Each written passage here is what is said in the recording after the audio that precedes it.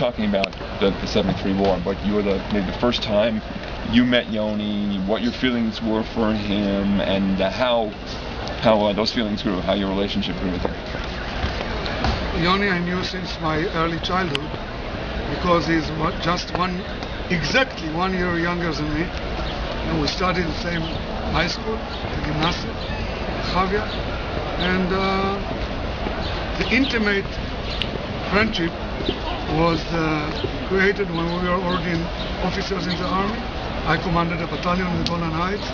Yoni was the deputy commander of the Special Forces, and in the winter of 1972, we really came to know each other very well. A year before the war, due to some activities that they did in the Golan, they wanted to be guests and to use my base as their exit point. And in 72, we really harnessed a very close friendship.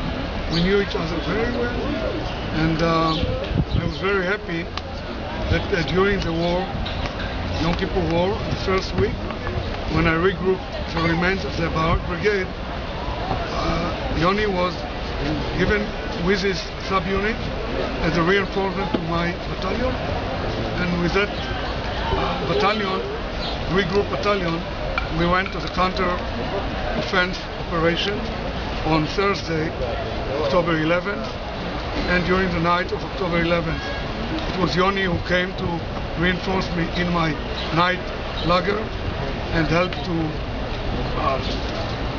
prepare the tanks for the next day, and also gave me, by miracle, a small radio set that was part of saving my life.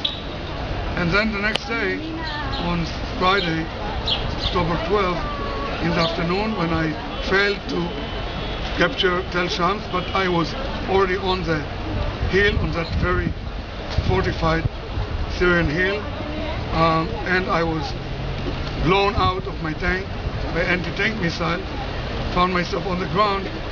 So later, 6 hours later, it was Yoni who came to rescue me, and if he wouldn't do so, I would never be able to come every year to his grave, and you guys would come to mine. Can I ask you to just tell me that same story again, a little story with a little more detail, how you found yourself in that situation, and as the time passed, can you just elaborate on it a little more? It's such a spectacular story. It's a legendary story. I don't like to elaborate war stories in any more detail. The only distinct detail that should be remembered, few pay their life and don't come back, and the many that come back owe their life to them. And all the details are meaningless to my mind. And it so happened that, thank God and Yoni, I'm here to say that 3 years later, when we lost him in Entebbe in 76, we lost one of the most significant heroes of our country, and he died when he was 30 years old. And I'm convinced that if we were together in the army, all through the years, from 76 when he was killed until today, I would be probably under his command, because he would be climbing up and be one of the most significant leaders of the IDF. Unfortunately, he was killed in Entebbe on the 4th of July in the nighttime, and since then I do my utmost to remember him and to make people remember him, and the tradition that evolved from his and his friends' heroism. So I'm very involved in trying to erect in Entebbe a memorial for that operation and to Yoni. And since I'm in charge of the defense export, I take opportunity and go to Kampala every once in a while and do my best to keep in that place a vivid memory for a special operation, because it doesn't an operation of the Israelis against the Arabs. It's an operation of free countries against terrorism, and that the aircraft that was taken to Entebbe was a French aircraft. It was not an Israeli aircraft. And it was the responsibility of the French government to rescue people from a French aircraft. But it was the leadership of this country at that time, Mr. Rabin, Yitzhak Rabin, as Prime Minister, Mr. Peres as the Defense Minister, Mota Gur as the Chief of Staff, and they took a blunt decision to try and do it. And the special units went there, and you met Pinchas Buchrist, he's now my director, and they did it, and they got all the hostages back, but 4 of them. And one person did not come back alive, only his body rests here. So every year comes the Memorial Day. Today I came with my daughter Yoni, she was named after him, and she's doing her utmost to stand to the name we gave her. She's an operation officer in the paratrooper. She's already a career officer, so to speak.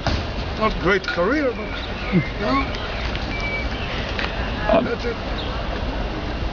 2 quick questions. When, without elaborating further, but when you were trapped and you were injured and you were waiting for rescue and you saw that it was your friend who was coming to rescue, what was the thought that came into your mind? What was the sensation? It was 2 things were happening. You were being rescued and you were being rescued by Yoni. Andrew, when you talk with soldiers, fighters, you have to remember they cannot build the story after the story.